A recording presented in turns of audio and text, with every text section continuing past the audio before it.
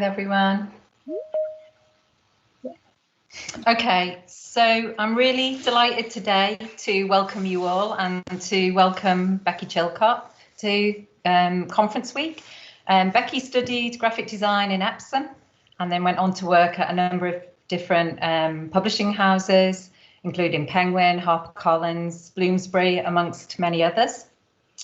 Becky also works in different capacities with UCLan Publishing, with the UCLan Publishing House, and has currently commissioned a number of illustration students for projects that she's working on that are going to be published through UCLan.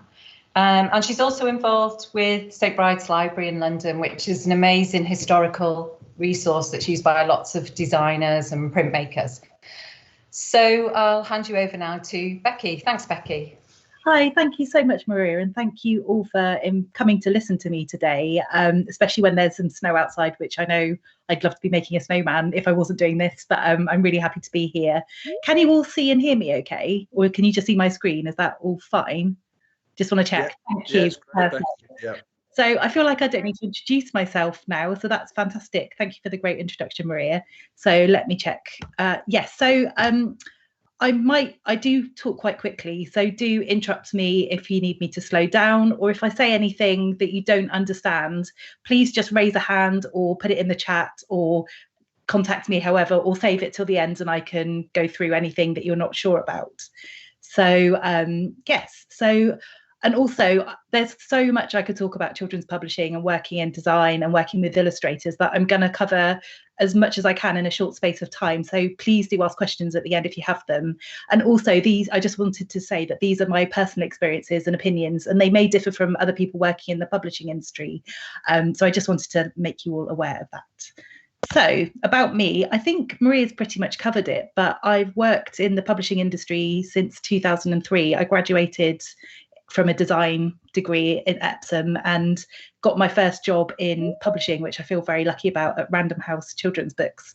And I've never really left it. I went freelance in 2007. And so I've worked for lots of different publishers, which has given me a really great overview of the publishing world and how different publishers work as well, which has been really interesting. And now I work as design manager at Macmillan Children's Books 4 days a week and freelance the rest of the time, mainly for UCLan Publishing now, which I really like working with as well. And it's good to have a mix for me because I get to do picture books and things like that at Macmillan, and then slightly different books with UCLan Publishing. So it gives me a really great sort of ground to work on and different projects to keep me interested. So these are just some of the books that I've worked on over the years with various different brilliant illustrators and authors. I do the covers and the interiors, working on books for like 3-year-olds up to YA fiction, lots of different things, lots of different non-fiction books, picture books.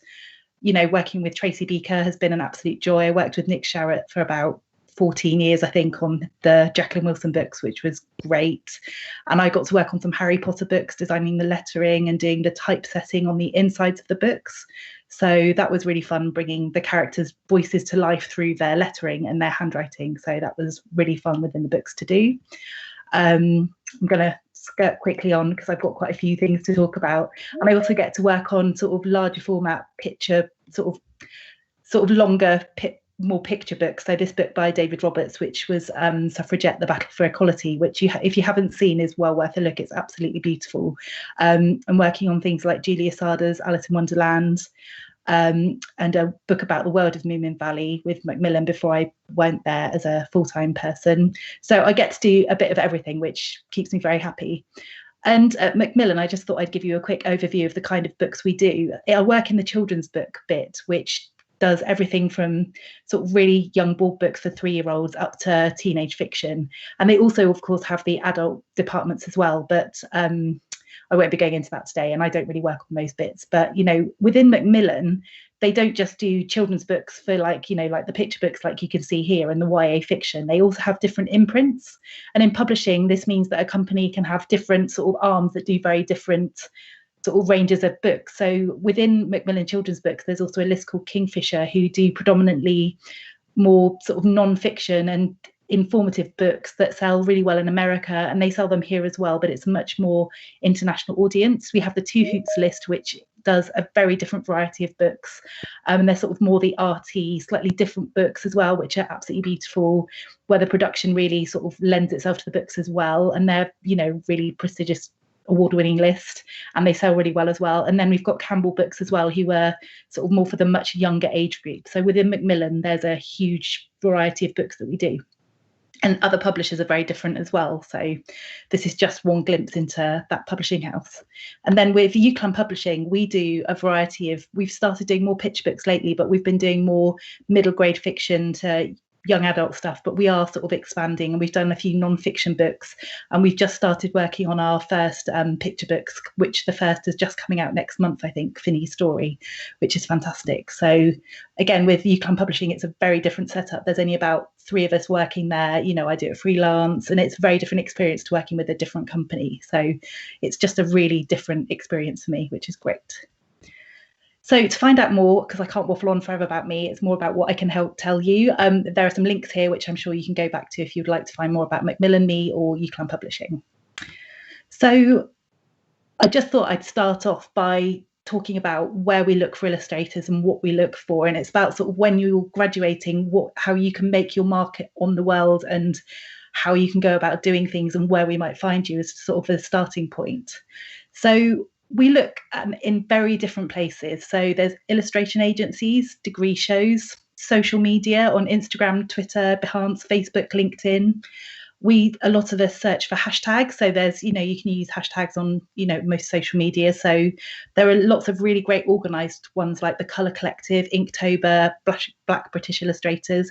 And, you know, because we're on the look for very different people all the time. And it's a way of people being grouped together and us just finding really easily. So we also go to illustration fairs and craft fairs. So the House of Illustration in London has a really fantastic illustration fair twice a year. And lots of people I know in the industry go and visit there. I realise it's quite London centric. So, you know, but there are alternative things. I was in Hay-on-Wye in Wales and happened to be an illustration show there that was on. And I went along, found a really great illustrator and commissioned her for a book. So it just happened to be that she was there and I was there at the same time. We get samples sent to us, of course, when it's not a pandemic and we're in the office. You know, we find things in bookshops, not just on other books, but I might find a greetings card I really like, or, you know, something on a poster. We go to the illustrators' own websites, you know, and I'm always looking at things when I'm out and about. So if I see a flyer posted up somewhere, that I might sort of try and look at it and see who's done it if I think there's something really great about it. People find things in unexpected places as well. And it's really hard to say what those are, but we do come across things very differently. It's sometimes a friend of a friend,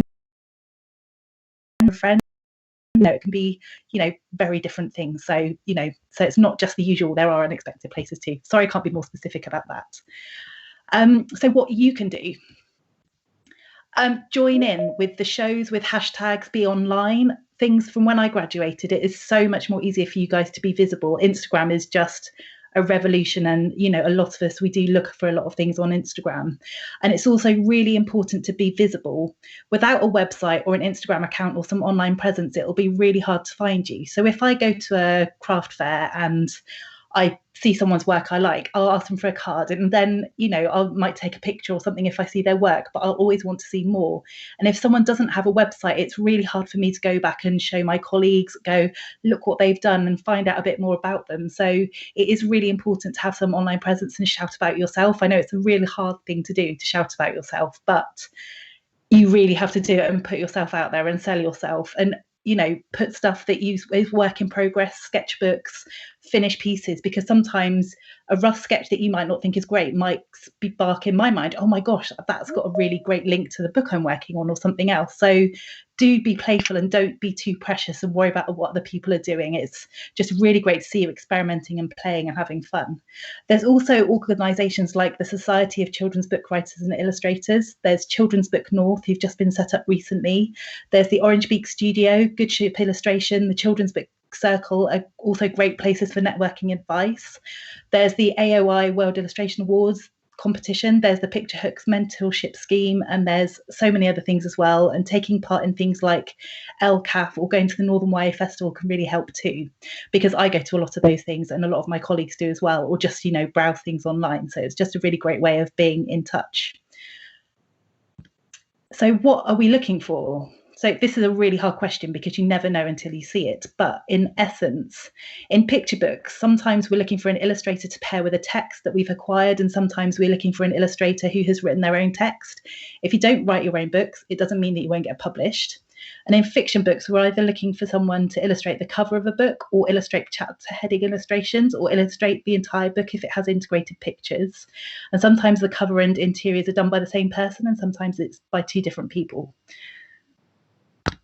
And as you can see, even with Macmillan, they have very different lists and imprints within the same company, and every publisher is very different. So if one doesn't think your work is right for them, it doesn't mean it won't be right for someone else. And it's also possible that they love your work, but the right project hasn't come up yet. So every book we do is very different, which is why I love what I do. And I've also liked to say that if you're sending out samples to different publishers, make sure you're tailoring what you're sending for their list so that you're sending them the right thing. So if you're looking at sending stuff out to like Macmillan, there's also part of Macmillan that's called Palgrave Macmillan, that's an educational publisher. And the amount of times my friend got job interview like CVs and things for Palgrave Macmillan for a designer job, and they said they really wanted to work with the Gruffalo and they hadn't done their research. So she worked in, it said Macmillan, but it was a very different part of Macmillan. So that's just a very easy example to how to say, make sure you are sending stuff to the right place and tailoring what you're sending for to make sure it suits the person as well. So if that makes sense. So in terms of the work itself, what we can look for depends on many different things. For example, if we're commissioning a picture book about animals, we'd be looking for someone who can draw animals well. Or if it's a book about children, they have to draw children well. It sounds obvious, but not all illustrators can do both very well.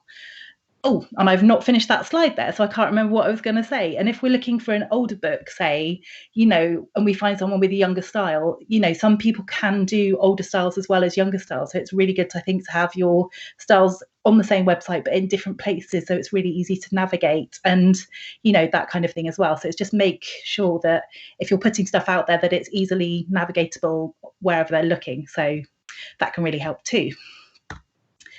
And other things we're looking for in the work itself, sometimes it's something different we haven't seen before. We're looking for unique voices. What story have you got to tell that no one else has? Strong characters, showing a range of different poses, emotions, and interacting with objects and other characters to see them in a setting too, to show you can illustrate backgrounds as well. It's not just about that one isolated figure, it's seeing them within the context as well of where their world is. And it's also really good to see work in colour as well as black and white, because I'm always looking for illustrators to do colour picture books, but in my other job with UCAN Publishing, I'm looking for more black and white illustrators. So, I can be looking for one illustrator, but then they might spark something off for another publisher I'm working for at the same time. We also look for consistency in your work, so to make sure that you can draw the same character really well and that they look the same throughout and don't change, height or weight or got different hair in different pictures. So, if you are, that kind of thing is really important when working in picture books or any work especially. I'm also going to be looking for, does your work fit the style and energy or the feeling of the books we're looking at or looking for at that particular moment? Does your work fit the right age group for the book? And as I've said, we're always on the lookout for potential people to work with and might not have the right project for you. When we see your work, we might remember you in a few months' time or even a few years. So don't be disheartened. You never know, that call might come at a random moment. So you never know.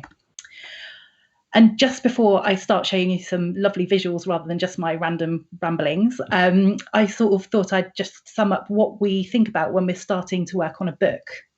So for the design, it isn't just about the front cover. You have to think about the book as a whole. So you have to think about the spine, the back cover, and the interiors are equally important.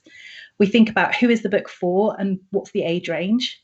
Where is it being sold? Is it a Waterstones book or likely to be more for the supermarkets? They have very different feelings sometimes, and it can really change how we approach a book. And, in the choice of illustrator, how we design the cover, that kind of thing. And we also think about the book more globally. Is it likely to be a book that's more successful in the UK, or will it co-edition? And by co-edition, we mean books that we're going to print in the UK, but at the same time do a print run for Italy or France or America or wherever, So if we do that, it also makes the book cheaper to print. So, we can do more of them and that's more cost effective. So books that co-edition well are really good to do. So it's thinking about globally as well as locally. What genre is the book? Is it non-fiction? Is it fiction? Is it a baby book, that kind of thing, and look at similar books in the market or other competition? Is it part of a series? Can be really important as well, how you think about it. What size the book should be, what format, should it be a hardback or paperback? There's many more things, but that's just a very brief summary. I just thought I'd talk about a book that I'm currently working on with UCLan Publishing, just to show you the start of a process and how, once we found an illustrator for a project, how the process works. So we have a book called, oh, I think someone's got their microphone on. So do you want to just see if you could mute yourselves? It's no problem. It's not bothering me, but I just wanted to let you know. So this is a book I'm working on at the moment for UCLan Publishing called The Bear and Her Book, written by Frances Toasdevin. I think I've pronounced that correctly. And this is something that no one in the world has seen yet, apart from me and the publisher and the author and illustrator, so, and the UCLan Publishing MA students as well. So we were looking for a book.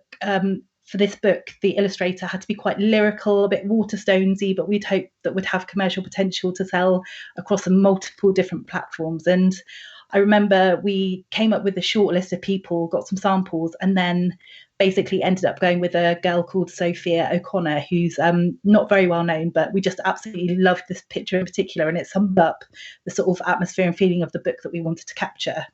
But before we picked her, we did get a couple of samples from different people, and these are her character sketches that she did before we gave her the work for the book. So it's about a bear who has a book and goes on adventures and meets lots of different animals. So she just did the bear in a couple of different poses. We wanted to see how he'd carry the book, and there she is meeting one of the crabs in the story. So we really loved this. We really liked her final colour style and knew she was right for the book. We made sure the author was happy, everyone in-house was, and that was great. So at that point, I get the text and I put the text into a sort of thumbnail layout in InDesign to sort of see where the text goes on the page.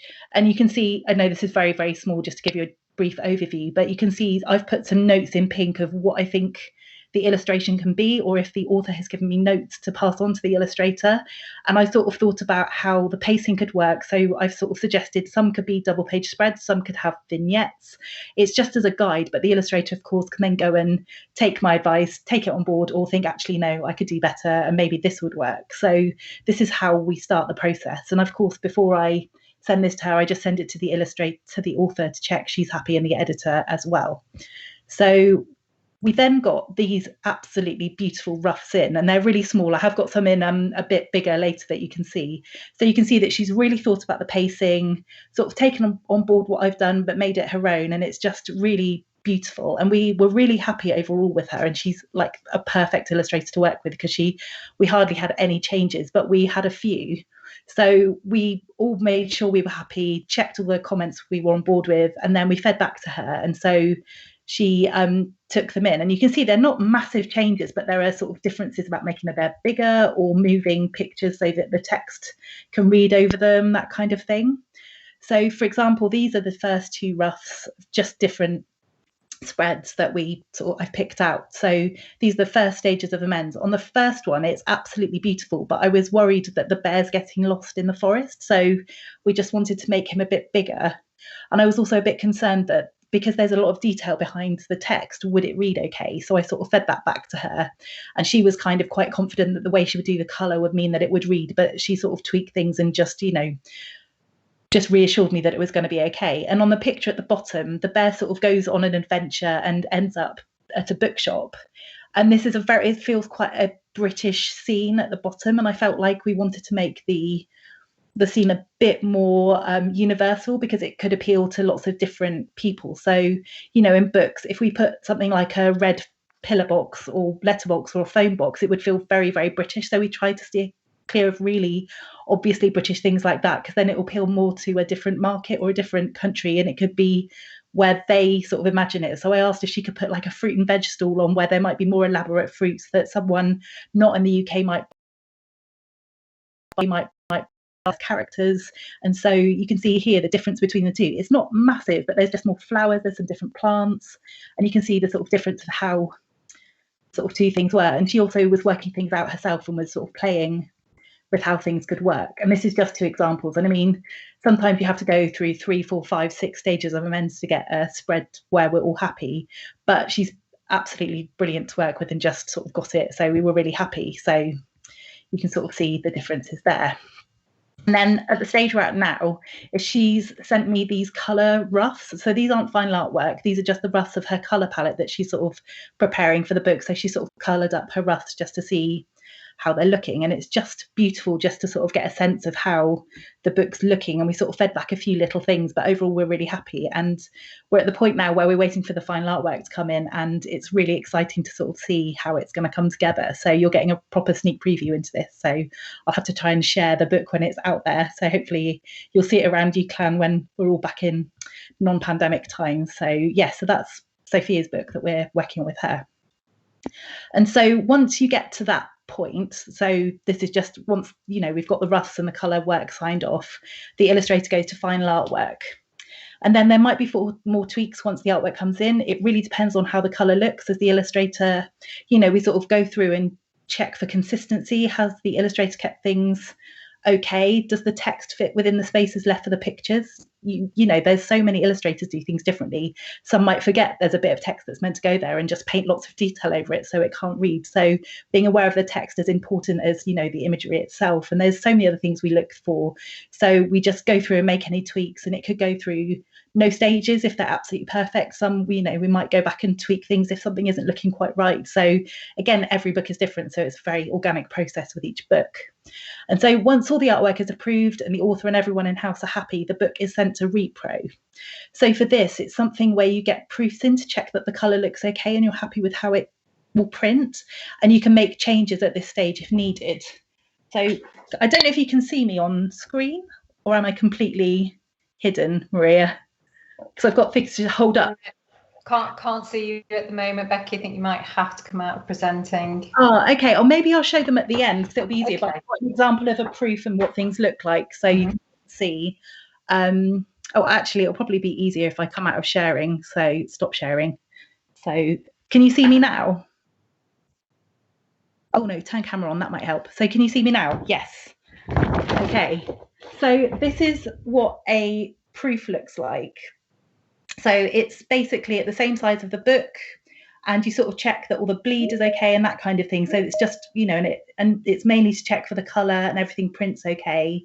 It's really funny when you're looking at things on screen, it never comes out how you expect. So it's always worth printing everything out, either, you know, however many times you need before it even goes to this stage. So so this is a book that I'm working on. I probably shouldn't show you, but I am. But it's by Tim Knapman and Joe Berger, and he's absolutely brilliant. And you know, so we when we got this, we were really happy because it looks lovely. And then this is from the inside. So this is like so you know, this is one of the insides. So we get the whole book proofed. And actually, what we did, we got it through, and we really liked it, but we were wondering if the book would look better on uncoated paper. So we got this proof done just to check, and the colours come out really differently. So I don't know if you can see, like the girl's skin tone, it's very different and the colours were more muted. So actually it was really good to check. So we've decided to not go with uncoated paper and keep it much more bright and fresh on the paper that it's printed on. So you can kind of see that. Let me go to my next stage.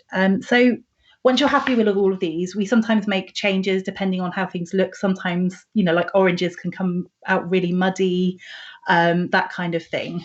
So once you get the proofs, you then get something called a plotter proof back from the printer. And these are low quality printouts that are gathered and folded to check that the book's pages are in the right order and there are no mistakes. And we check the text and art thoroughly, and hopefully it's all fine. And if not, then we make any final tweaks to check them and happy and approve the files to print. So it's kind of, you know, really bad quality paper. So you can sort of kind of check the book works and how it's folded, that kind of thing. So that's just what a plotter is. I'm just going to go back to sharing my screen. Let's see if this works. Application window. Here we go. So once you've approved the plotter files, you then get an advanced copy of the book to check it has printed okay and no mistakes have been made. Sadly, that does happen, not very often, but sometimes things can happen at the printers or you haven't spotted something. And, you know, it can be a bit tricky because you have to sometimes reprint the whole books or put a new cover on it or whatever reason. So in theory, most of the time it's all okay. And then the book is approved for printing. and then it's shipped and then delivered, and the rest will go to a warehouse ready to be sent to customers like Waterstones or Amazon. So that's kind of, in a nutshell, the very, very quick overview of how we sort of put a book together from start to finish. There's lots of other things that go into it, but that's kind of the sort of general overview that I could share today in the time we've got. I thought I'd now talk about some projects I've worked on and show you the sort of illustration roughs to the final artwork, just to sort of show you how lots of different illustrators do things very differently and they make their art mark in different ways. So this is a book I'd worked on over the last couple of years with Macmillan, with Chris Riddell, on his Alice's Adventures in Wonderland.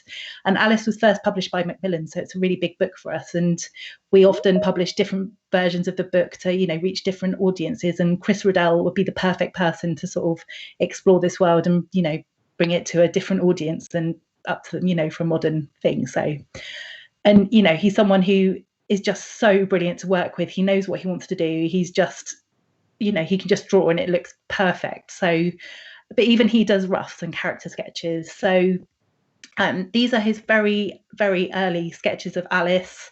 And, you know, looking at, he wanted the book to sort of have its roots in the original Tenniel sort of drawings, but also put his own spin on it. So he drew Alice rather than the blonde hair Disney version. He based her more on the real Alice Liddell that Lewis Carroll knew.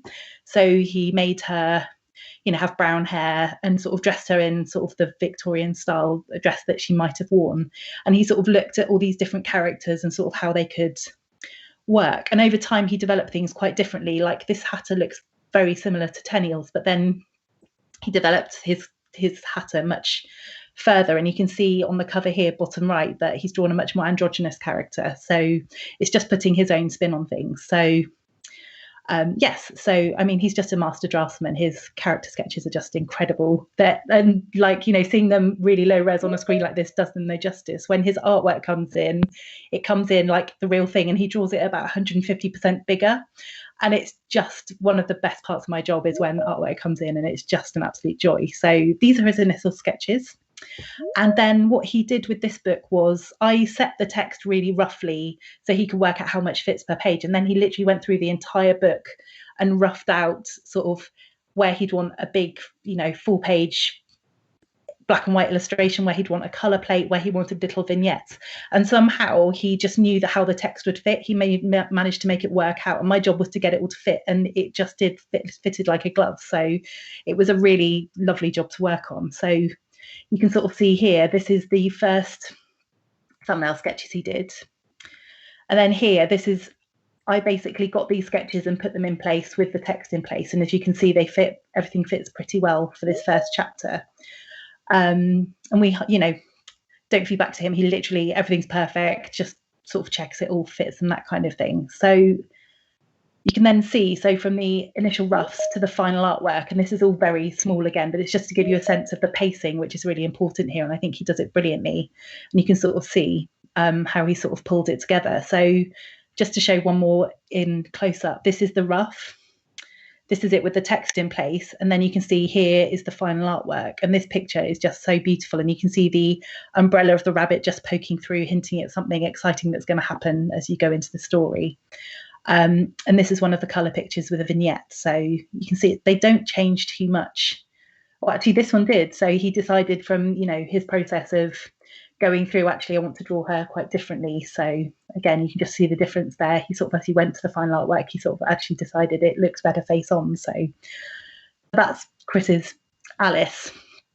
So this book I'm now going to talk to you about is called Pooh, Is That You?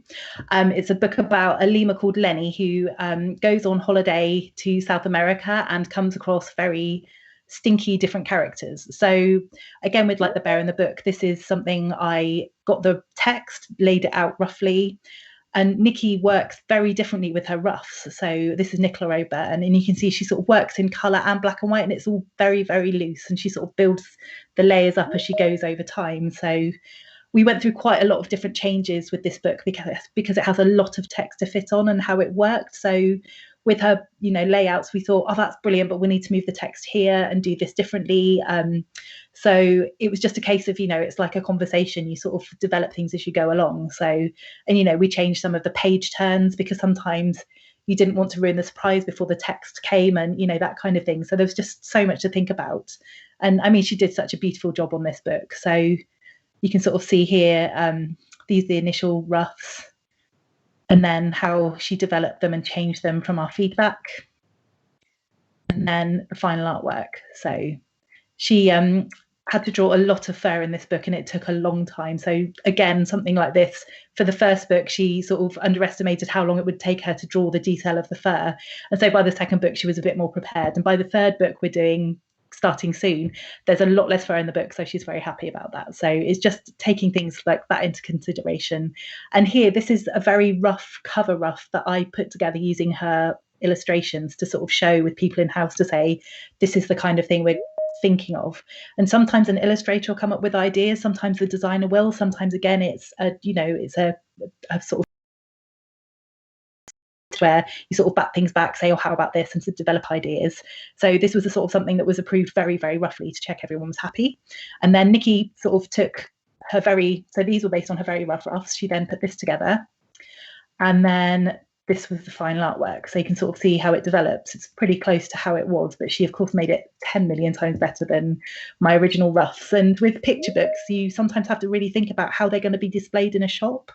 So often they're in sort of racks where they're sort of staggered, and so you don't see each book face out on its own. So it's really, we sort of think it's really important to have something quite eye-catching on the left-hand side of the cover if you can, so that it sort of is eye-catching and stands out, rather than having just a bit of blank space that doesn't really help sell the book. So it's just anything you can do to help a book stand out is really important. And with fiction books, they're often spine out, so you have to really think about how you can make that spine as eye-catching and exciting as possible to grab someone's attention. So it's just really interesting different ways of approaching a book from the designer and the illustrator's point of view. So just quite interesting. So that was Pooh. I realise I'm rattling really quickly through these, but this is an example of a fiction cover that I worked on with UCLan Publishing on a book called The Weather Weaver.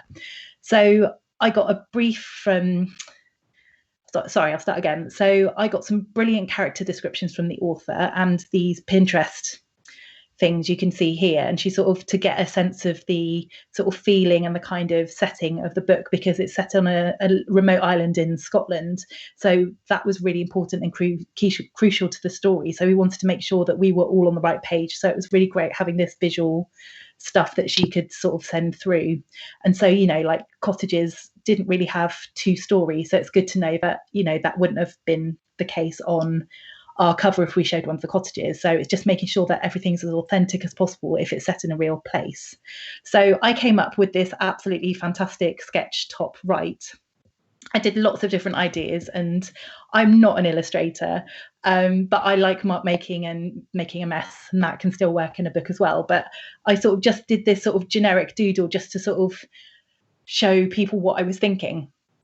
And luckily everyone liked the gist of it, this, that and the other, and we were looking for illustrators, and I found one that I really liked who was quite graphic, very bold, flat colour, which I thought would have been really different and eye-catching for the book. But sadly that illustrator wasn't free to do the work at the time, so we sort of had to start again. And luckily a guy called David Dean, who is absolutely fantastic illustrator, was free. So I sent him a brief, I sent him my rough sketch, and I put this template together really roughly that you can see bottom right. And I also really liked this colour swatch, which I found on someone's work. So I sort of sent these to him as this is what I was sort of vaguely thinking, what do you think? And then he of course comes back with this, which looks absolutely incredible, really brilliant. We really liked it as a sort of starting point. And you can see here, actually, I mentioned the house had two stories, so that was something we had to change after we had seen it. So I'd forgotten about it and then pointed it out to him. So that was, for example, one change we asked for. And also I really loved his hand lettering, but I didn't find it very, very easy to read. So again, it's just thinking about the cover as a whole, how it looks, front cover looks separately to the back cover, but then how they sort of fit together. So he sent through two options, one with slightly different colour things, so you can sort of see them. So I sort of put this together really roughly, sort of thinking about how we could get a bit more drama in the waves at the bottom. I was thinking about using gold foil on the front cover, so I put the title and the lightning in foil just to see how it could look, and I sort of simplified the lettering just to make it a little bit more easy to read. And again, I did this really, really roughly, with huge apologies to his artwork, because it's, I'm just sort of playing around to see how I think, oh, could that work, could that not work, and just sort of playing around with things before I go back to him. And so the final cover came back, and this was the result, and it's something that has helped sell the book so well. And he just took my really, really, really rough sketch that you can see there and just made it something incredible. He was just such a joy to work with, and it just really brought it to life. And we've had such good feedback about this book, and we're all really excited about it. It's not out until May, so we're really excited about that. So yes, so that's really great. And finally, the last thing I'm going to talk about is a middle grade fiction book, which Heidi Cannon, who graduated last year, worked on with us. And we've literally just finished the interior illustration. So we set a brief actually to one of the illustration tutors and said, we're looking for a student to illustrate this book. Could you see who's interested and could send us some samples? And we got so many fantastic submissions. We wanted to commission quite a few people, but in the end, it was really tricky. And of course, we could only pick one person to work with. And we got some early submissions in that we thought were brilliant. We were like, oh, that's the one. But then this came in and we were like, oh, no, I think that's the winner. And so it was really tough because it's all students and we just wanted to commission you all, but couldn't. But in the end, went with her because she just had that right feeling for the book. She sort of submitted these illustrations as part of the brief, and we just loved the energy of her character. And because it's a book that's written as a notebook and journal, it didn't want to be too perfect and have a lot of spontaneity, and she just captured that in these few illustrations that she sent through. So she was just right for the project, and even though there were a few other people we could have used, she just sort of had the thing we were looking for. But equally, the other people were brilliant, and in another day, another project, they'd definitely be right for something. So this was with Heidi. So from this, this was the sort of rough brief that I'd sent her, and I sort of go through and I type this as a book for sort of 5 to 8 year olds, so it's a black and white interior book,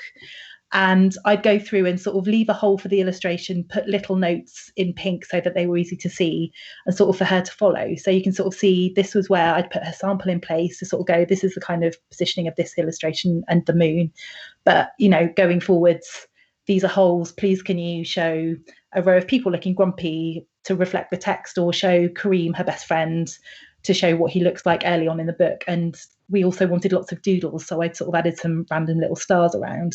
And so she took that and basically, and this is the third page of just showing you sort of how we've done the book. And I've been doing it a chapter at a time with her over about 8 months, because she was doing it when she was studying and as when graduating. So, and of course I'm quite busy as well, so we sort of had to just work through it so it wasn't too much work at once, and just sort of go through it. So this is what the kind of final artwork came in like. So I added lines to the page to help it look a bit more like a journal. She'd added all these doodles around the chapter headings and like ink splats, and just really nailed the book because we wanted it to feel like the character might have done these illustrations herself. So she's a really voracious sort of sciencey book reader, and who really wants to get to the moon. So and it's quite a funny book as well. So she just really captured all the humour in her illustrations and things. And we went through a few stages of men's, but not very much. And she actually went straight to final artwork rather than roughs, because it just suited the way she was drawing. So, and it actually, I think by doing that, sort of kept the spontaneity, because sometimes when you're doing some roughs and you're quite loose in your sketchbook, but then you go to final artwork and actually you suddenly freeze and everything becomes a bit tight. I'm very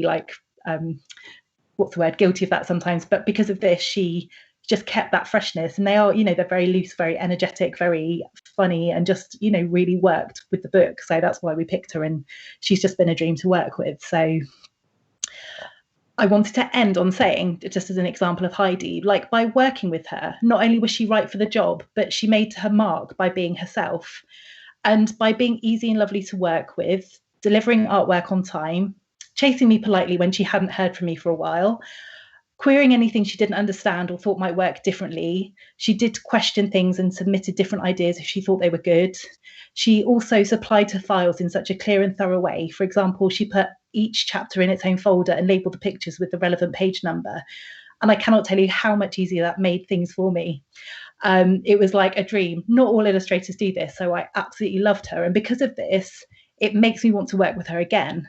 So it's not just your work you're trying to promote, it's you as a person too. So remember, when you meet people, you was making a much of impression on your work from you as your work. So that is really important. And the relationships I've had, like with Nick Sharratt, working with him for years, as we've worked together longer, it's just got better and better. So, and it is a small industry, so you want to be nice, you want to be friendly, you want to get on with people, because it is a small world and it will make people want to work with you again. So I just wanted to finish on that note and say thank you for listening.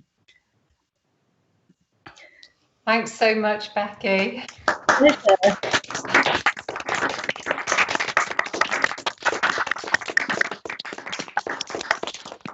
So, thank you, Becky. That was really interesting. Lots of really good advice and guidance there for us all. So we'll open it up now for questions from everyone. So have we got some people out there who'd like to ask Becky some questions? I think Lucy Mulligan's raised a hand. Hello. Hi, Lucy. Hi. I just wanted to ask about the timescale on a book. So when you've given the illustrator the text, how long do they have for the roughs? And then when they've been approved, how long do they have for the final artwork? For a picture book, it really varies on how detailed so again, every illustrator is different, every book is different, but so I'd say the process from start to finish is probably a year for a picture book. So we probably give someone a couple of months for roughs, and then you'd probably get but sometimes 6 weeks is plenty. But again, it depends on how many stages of amends you go through, but we always build in time for that. So you'd probably then get 3 months to do the final artwork. But if it's a 30 to 30, probably how long you'd get. But if it was a 120 page book, you'd probably do it in, what would be helpful is if, sort of sending things in batches. So, but it really does depend. But I know some people who do really detailed artwork, it can sometimes take them a month to do a spread. So it's a bit of a, how long is a piece of string? How long does your style take? So it's just, but generally it's roughly a year from start to finish when you're briefing to the printed book coming in. So I'd probably give 6 months for everything, but some people do things quicker and do it in 3 months from roughs to final artwork. But I'd say 6 to 8 months is probably about right. And for fiction books, like with UCLan Publishing, because when we've been working with students, we are working, at the moment I'm working on books that are being printed in 2022 because we've got the text early and we want to give people as much time as possible. So, but if I was working with a professional illustrator, we'd probably be looking at a 3 month turnaround, 4 months, but again, depends how long. So does that help? Yeah, thank you. Thank you. I'm going to try and keep tabs on who's asked. Olivia, do you have a question? Yeah, so how do you get into what you want to do? Have you ever found, basically, what have you done if you've become an illustrator for something that you haven't really felt interested or about, do you have to do something? Oh, sorry, you cut out then. Could you repeat it? Sorry. That's okay, don't worry. Okay, so have you ever felt that you weren't really interested or 100% into whatever book you were doing, and how did you get over that, or how would you? So I can answer that from as a designer, because working for a company, you sometimes have to work on books that aren't your cup of tea or aren't your passion. But for me, I always want to do a good job on everything I work for. So for me, it's pride in what I do. And even if I don't love the book, I still want to do a good job, because at the end of the day, it is my job and I'm being paid to do it. And I'm thinking about the money that's paying my rent. It's that sometimes it is about that. And, as a freelance designer, I can get to pick and choose what work I do. So if there's a client I really haven't wanted to work with again because they've been a bit difficult, I mean, that very rarely happens, then if I can afford to, I'll say no. But as an illustrator, it must be really tricky. But again, it's, you know, getting your name out there and sort of thinking about the money and sort of, but if something isn't right for you, like I've had design projects as a freelancer where I've been asked to do something and I've been busy, but I've got a week free. I basically I sort of did a job and then they weren't quite happy and asked for lots more changes, which we hadn't really agreed with at the beginning because I thought it was quite a sort of black and white easy job to do. And the sort of goalposts changed. And actually the week after I was then really busy and I did some things and actually I did a really bad job because I was too busy. And what I should have done was gone, I'm really sorry, I need to hand this back. I thought the job meant X, but actually I can't do it. And I felt really sick to my stomach sending it back. But as soon as I did, I knew it was the right thing to do. But it was, you know, luckily I had lots of other work on, so it didn't matter about the money. But it was, you know, I felt so horrible not being a failure almost and not doing a great job. But it was right at the time and I wasn't the right person for that job because I didn't have the capability and the time that it needed because they changed the goalposts. So does that sort of help? It's really tricky. It's not an easy one, but I think. Yeah, sorry. No, don't be sorry. It's a really good question. It's just. Thanks. That's actually good. Yeah, sometimes you do just have to think about the money, but you know, sometimes if you know you're not going to do a good job, then saying no is sometimes harder than saying yes. So it's just being a bit brave, but you know, try and find the fun in something as well. If it's not quite your cup of tea, just sort of try and. It's hard to force things, but yeah. You know, but sometimes the biggest challenges you can learn a lot from. So you can, you know, even if you didn't enjoy it, you can take away, well, from what have I learned from this? And, you know, there might be things you can take away from next time, that kind of thing. So it's just, I always, you know, if I make a big mistake or I do something wrong or I haven't enjoyed something, especially early on in my career, I think I just learned from those and, you know, worked out how to go about things the next way. So does that sort of help? Yeah. Yeah, thanks. Oh, thank you. No, don't worry. So I'm going through the hands raised in order as they come up. So Jonathan, did you have a question? Hello, yeah. What's your favourite medium to use?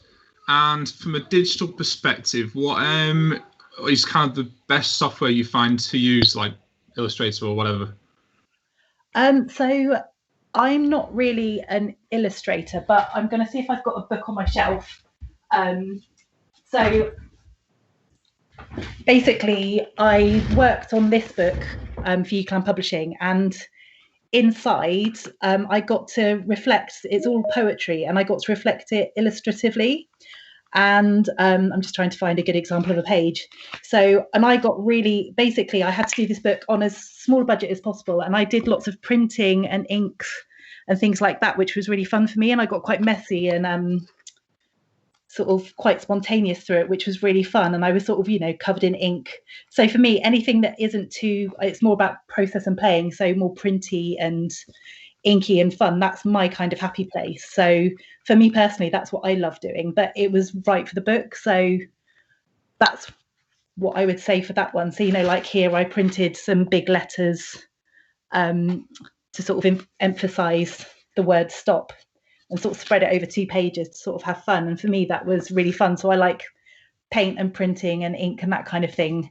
But, you know, as an illustration, when I'm working with illustrators, I think it just depends on the book and the illustrator. So that's kind of that question. And I think from a digital perspective, I use pretty much Adobe Illustrator, Photoshop and InDesign, you know, all together really. And don't really have a preference because they all have a different tool. So I think that's kind of what I prefer, but I think it's just what's right for you and what's right for the book or the project you're doing at the time. So does that help? Yeah, great, thank you. Thank you. Alice, did you have a question? Hi, yes, that was such an interesting talk, so thank you. I wanted to know, whose artwork are you obsessed with? Oh God, that's asking like if you have a favourite child, which I don't have any, so I don't, but it's like which book you love. At the moment, I'm obsessed with Sydney Smith. I think his books are beautiful. I remember, is it The Town is a City? I can't remember the one. I've got it on my shelf actually. I know Town is by the Sea, this book. I just remember seeing it I was in Dublin and told myself I was on holiday, didn't need to buy any books, but it just stood out to me on a shelf and I just had to buy it. And, you know, I've got too many books as it is. So I remember being obsessed by him a lot when I got it. And I just think if you just look at his Instagram pages, they're just incredible. So just really love his work. Anushka Alaput's, I'm really loving her stuff at the moment. Who's that, sorry? Anushka Alaput's, I think that's how you pronounce her name.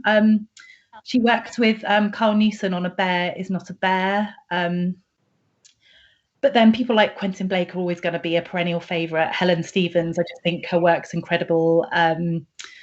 Christian Robinson, I'm obsessed with. I went to his talk that he did for Brooklyn Library, which was on at 11 o'clock at night last week. And it was, but it was great to be able to go on Zoom and watch it. So that was fantastic. And there's lots of old sort of vintage illustrators that I love as well that I could spend an hour just listing names and sharing things. But yes, so many people, and all the people I work with, like Nicola O'Byrne, Chris Riddell, Ross Collins, all very different, all equally brilliant. So just so many brilliant people. So yes, very hard to have a favourite, but that's the top of my head right now. So okay, thank you. No, thank you. Harriet. Hello. Hi. I have a question. Thank you so much for that illustration talk. But I have a question. Have you ever worked with overseas illustrators, or how often do you work with people from overseas? Like, how open are publishing companies to working with overseas illustrators? Yeah, I have, and we're always very open because I think you want to make sure that you're getting the right person for the job. So it doesn't matter. Geography doesn't really matter. So yeah, absolutely, always open to that. So, and you might have a different perspective to living in Britain, which I think is really great as well, and bring a fresh perspective. So I think that's really important too. So always open, and as we can send work digitally, that's great now, because some illustrators I work with do send in physical artwork, but it's over, since 2003, people are doing that less and less.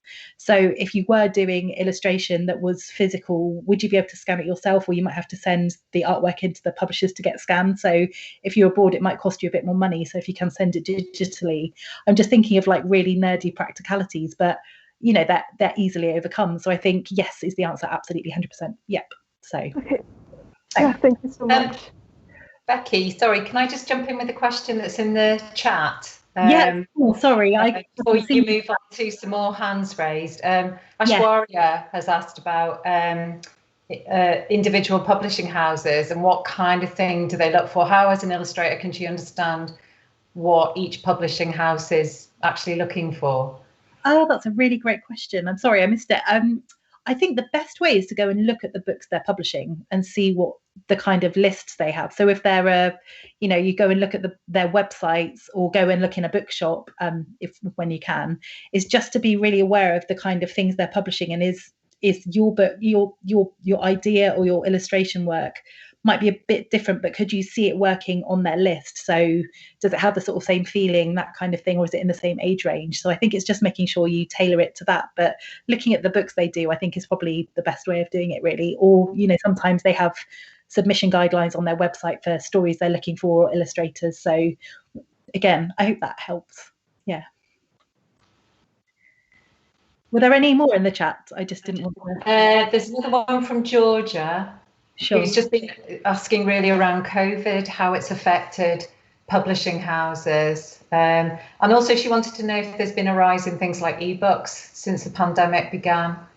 Yeah, really good question. Actually, so from the perspective of being able to do the physical work, luckily Macmillan had given us, we moved offices just before the pandemic about a year and a half ago. So we were all given new laptops so that we were in desks, we could work anywhere in the building, wherever we liked. So we literally picked up our laptops and worked at home. And actually, overall, it's been okay. It's really hard not having access to a really good printer, and not having those face-to-face creative meetings with illustrators when they come in, or with other members of our team. That's been tricky, but of course you can do it online and it does work. It's just sometimes being in person is so much better. And having meetings where you have to literally wait for each person to speak rather than having a bit more of a sort of fluid dialogue. That can be a bit difficult. But in terms of book sales, we've had publishing has done incredibly well, especially with homeschooling. Books that people aren't able to go out and do things, so they are looking to books TV. So we've had a really good year at Macmillan. And I think ebooks have risen, but I think physical books have done better because they want the physicality, and it's when bookshops were open, it was something they could go and get and things like that. So I think it's been really important. So I think, yes, ebooks have, it's been about equal, I think, but I think some more have gone, but they're always going to be there. But print and digital seem about equal under COVID. So, yes. I'll let you get back to the that's okay. Thank you. Yeah, I don't think I can see the chat, so that's great. Thank you for saying. I think Alice Monk has a question. I think we might have answered it, Alice. Oh, sorry, yeah. I forgot to put my hand down. Sorry. Don't worry. I think if you can see, is it B? I think has a question for you. Yeah. Hi. So my question is, have you collaborated with animation? Like, have you done animated versions of your books and illustrated books? That's a really good question. I've never worked with animation companies or anything like that, but they do, like for the Macmillan do the Gruffalo and things like that, and the Snail and the Whale, which they've worked with Magic Light, who are a company that put them out at Christmas. So Macmillan as a company do them. I don't know if you've seen the little half an hour illustrations where they've made, they're absolutely magical. When I saw the Snail and the Whale, it brought a tear to my eye because it's just so beautiful. And we sometimes, so Macmillan also work with people like Moomin on partnerships, and Moomin have their own animations that we've done books of as well. So sometimes it works the other way as well. So but yeah, I mean, it's something I'd love to know more about, but I don't have the physical capabilities to do that sort of animation work. But it's... Do you Clan Publishing ever collaborate with the animation department? Oh, fantastic. Yeah, I haven't been involved with that actually, but I know, I sort of remember being heard about it. So so I haven't seen more about that yet. So yeah, but that's brilliant. But me personally, I haven't, but I know UClan have, because I sort of work with them freelance. So I'm involved in most things, but not everything. So that's brilliant. Yeah. But yes. And so I was going to say, I remember that I saw a talk from Simon & Schuster where they'd seen an advert on TV that they really liked the style of, and actually they approached the animator about doing a picture book, and it's done really, really well. I think it's Steve Small's book. I can't remember. It's with a bear and a squirrel on the front cover, and it's beautiful. And so, sometimes illustration can come from that. I think it's, can't remember the title now. Like I don't know. I know what I've got. Yeah, you'd know if you saw it. Yeah, I think it's Steve Smalls or something like that. So yeah, so I hope that answers your question. Thank you very much. So thank you. Bethany, did you have a question as well? Hello. Hi. My question was, have you ever had to work with a person where they are difficult, but you like the work, or a certain book, or like just any work? Like, how do you go around that? What if someone's difficult? Yeah. With a lot of patience. Yeah, generally everyone in children's publishing is really, really lovely, but occasionally people can be a bit difficult. But I think, especially when you're at the moment dealing with things on email, sometimes tone of voice can come across quite differently.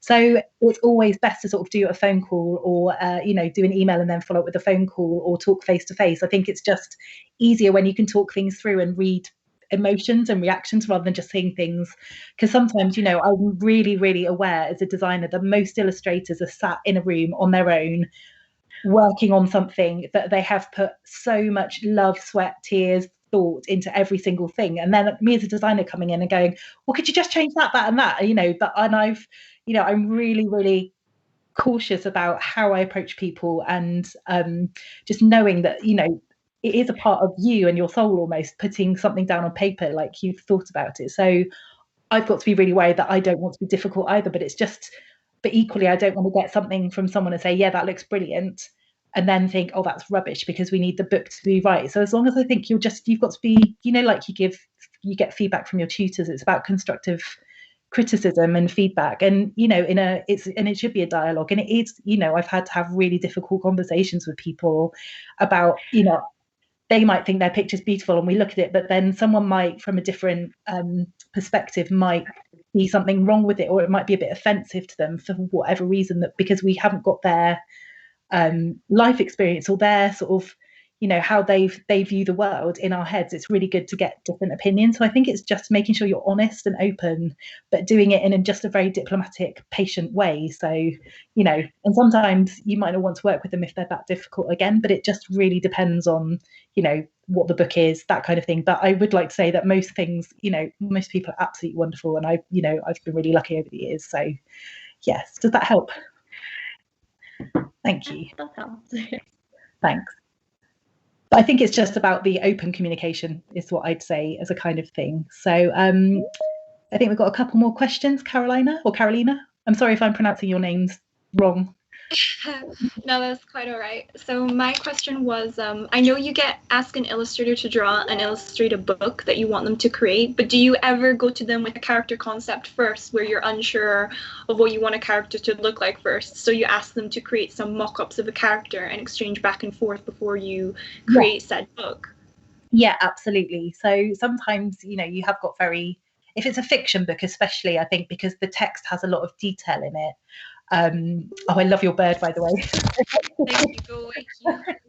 I think with a fiction book, because the author, there's a lot more text, there's probably a lot more description, and the author's always got something in mind, but equally they might go, I don't really know what they look like, go away and play. So again, it just depends on who the author is, what the text is saying. And on picture books, again, it really depends on, it might be, completely up to the illustrator, and that's great too, because we don't want to be too dictative either. So it's just making sure that there's an open dialogue. So yeah, I think yes is the answer, just but depends on the project, so, and who, what the author's vision is of the book as well. So yeah, I hope that helps. Okay, thank you. Thank you. And Daniel, did you have a question?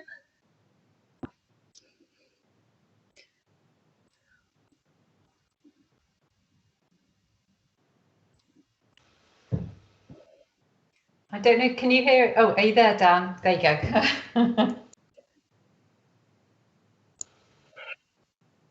Oh, I can't hear anything at the moment. No. Your mic is open, Dan, but we can't hear you at the moment.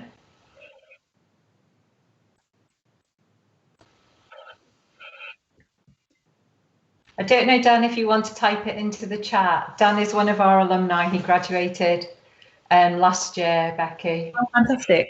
So nice to go back. But while we're waiting for that to come through, if Dan is going to pop that in the chat, sure. Could I just ask you a question, Becky? Yeah, of course. For our illustration students, when they're working on a children's picture book in the studio, perhaps they might be entering the Macmillan Prize, for example. Yeah.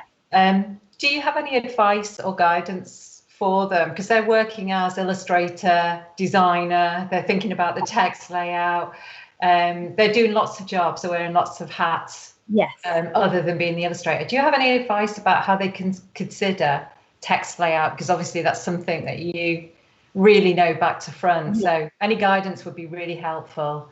So this is the really obvious one but before you even do the pictures sometimes, because I know sometimes the text comes after the picture, you work in very fluid ways, but it's really good just to really roughly block out the text on each page and print the pages out at the size the book is going to be, because I know I can look at something on screen and know roughly what size it is, but actually when you're doing it, you might not have as much experience. You might have a really good eye, but you might suddenly print it out and go, oh my God, that text is massive. I need to make it much smaller. So it's just making sure you're really aware of how much space things take up. And it's always, even if you don't want to lay out the whole book, take out the page that has the most text on it, because that's the longest it's going to be, and make sure that it fits, rather than doing, setting the size for the book, because normally we set the size of the book, the text is the same size all the way through. So if you take the page with the most text and print out that page and check that the font size works, and you've got a paragraph that fills up half the page, that can just really help visualize the space actually. And even if you then take those pages and cut and cut the print it all out, cut the bits of text up, and then you can move them around by hand and then draw around them, or if you work them with your thumbnails, or draw them, print them out at a smaller size, and so you can draw your thumbnails around things to sort of get a sense of how it could work. That can really help as well. But I think it's just being really aware of the space, and actually white space or negative space or space that isn't full of text or images can be really important, as well as giving the room to, giving things space to breathe if it needs it. But also in choosing a font can be really important. You don't want to choose something that doesn't work with your illustration unless you're doing that for a specific purpose. So it's just thinking about what font you choose. Does it reflect your work? And don't get hung up by spending hours on something. If you're really unsure, just pick something really simple for the time being, and then you can go back and play with it, and don't get hung up on just spending a whole day on fonts when you should be spending more time working out the book as a whole. So it's kind of just making sure you pick something that works with your illustration and sort of resonates with it in terms of feeling, or and making sure it's legible as well. And also when I'm choosing a font, I always look at all the characters of the alphabet, because some have will be beautiful, but then they'll have a really weird G or Q or R. So it's just really, again, just thinking about it all as you have to think about things separately, but then how they work together, and just making sure they sort of are symbiotic together, really. I think that's in a nutshell roughly how it is. And also thinking about the pacing, so that thing. And sometimes you might not want text on a page. And also actually I'm sure you've been taught this already, but in picture books, the text is always black. You never have coloured text unless it's text reversed out. You can have a black page with the text a colour, because we always have the text in blacks, because if a book prints in a foreign country, we do that, say we're printing Who Is That You, and we've got, with the Italians and the French are printing it at the same time. What we'll do is take off just the black text layer, leave the cyan, the magenta and the yellow as they are, and then put the French text on top, and then switch that out and have the Italian text, so it's cheaper to print. So that's why, if you hadn't noticed, all picture books have the black text on them, so that kind of thing as well. So if you are doing the Macmillan Prize, maybe think about not having coloured text, but if it works really well for your book, then I think just go for it and be inventive, because rules are there to be broken, let's be honest. We've got the question through now from Dan, and he's asked, what makes an email from an illustrator stand out for you? Oh, good question. I think getting a name spelt correctly is a really good starting point. I mean, it's like when you're sending out a CV, things like that, just attention to detail. So I think just being yourself and being honest, and not being a bit, just being polite. It's just nothing groundbreaking. I think just making sure you're being you and authentic, and not, not trying too hard. That's not the right thing, but show your enthusiasm, show who you are as a person. And if you're sending samples, don't send something that's 56 megabytes on an email. I mean, that probably wouldn't get through, but you don't want to be filling up people's emails with massive file sizes, because that's not going to make them very happy. Luckily I have Gmail and it doesn't really make a difference most of the time, but my work one, we've got big inboxes, but some people might have smaller inboxes. So just think about that as well, really. And direct, make sure you include links to your work, maybe put one sample in the thing, in the email itself, and then link to other things, and just make sure that you're clear and you're articulate, and don't waffle on for 5 hours, because most people are quite busy in publishing. And I'd say the more important thing is, if you've emailed and you haven't heard back for 3 weeks, you can chase, but really politely do it. So I've known some people to be a bit impatient and say quite rude emails. Students have done that in the past, and it's just making sure that you are understanding that the people you're sending things to are really, really busy, and it's not that they don't want to reply to you, it's they want to have the time to do it properly. So it might be that you don't hear for 6 months, but you might chase them and it might go, oh, that person, I'd forgotten about them, their work's really lovely, I'll get back to them now. Or it might mean that you have to hear back a little bit later, and it's not that they are ignoring you, it's probably that they've just got 1,000,001 other things on. But I think it's just making sure that you've just got that good email etiquette, and be quite concise and to the point. So okay, thank you, Becky. Are there any more questions? Carolina, is that a new question, or is your hand still? No, yeah, it's a new question. Okay. So when you're sorry if you hear my bird. He gets jealous when I talk to people.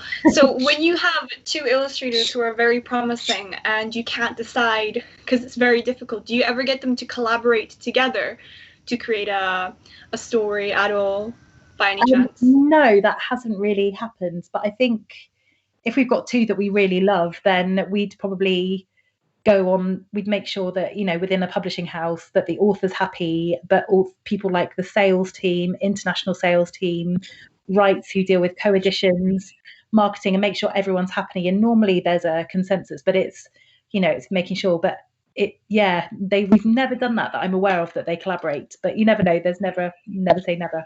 So yes. All right, thank you for that. Any more questions before? Oh, I think we might have one in the chat. I'll just open that up for you, Becky. Carolus has asked a question. Carolus is in Year 1 illustration. Is it best to have a website link in your email, a piece of artwork, or both? And should an illustrator be direct on what they want to work on, or just ask the question, can I work with you?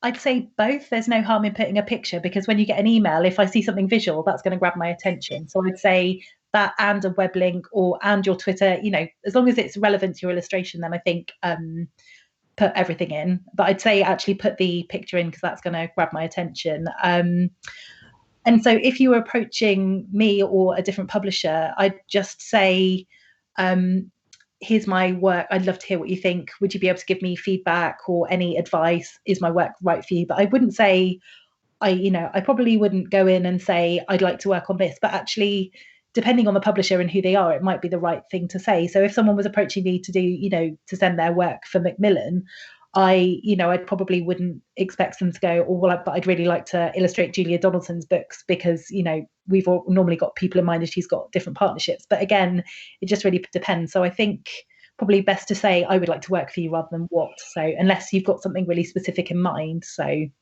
that can be, different. But again, it's really hard to know without being specific about what the project is. So yes.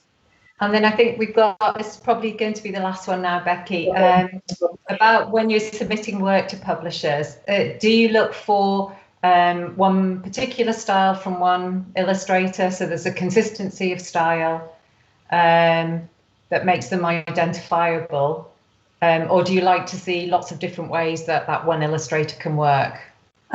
Some people will answer this differently, because I've heard lots of different people answer over the years that you should just have one distinct style. But I think for me personally, as long as I can see that they're quite distinct but clearly separated, I think it's okay. So I think it just depends on you. But if you're sending me like just a random load of images that don't really make sense, then I'd sort of be a bit like, oh, what can this person do? But there might be one that I go, oh, I want to ask more about that. But I think if you've got a website, put all your black and white illustrations in one place, put all your color illustrations in another place, and that kind of thing. So you can see that if you have got different threads, I think it's okay, because it can mean that you can get different work in different areas. But I think it's got to be what's right for you as well. So, with Macmillan, we have some illustrators who work for other publishers as well, but they have a slightly distinctive, different style, so that they're not treading on each other's toes, because you don't want to sort of annoy people. So I think it's just what's right for you as well. So